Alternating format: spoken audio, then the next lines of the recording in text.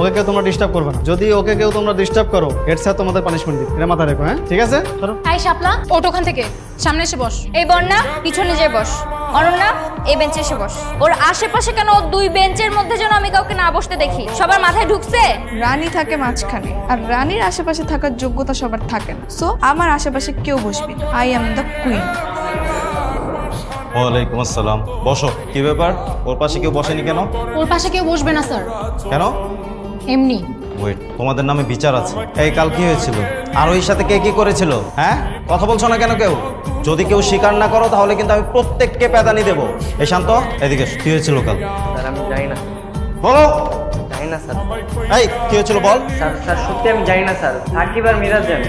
সাকিব আর মিরাজ কি জানে? স্যার সাকিব মিরাজকে আরোর সাথে কথা বলতে পাঠিয়েছে। স্যার মিরাজ পায়ের বাড়ি খেয়ে তার আরোহী গায়ের উপর পড়ে যায়। এই সাকিব আর মিরাজ এদিকে এসো। আমি জানতাম এই তিনটা মিলে কোন একটা অঘটন ঘটাবে।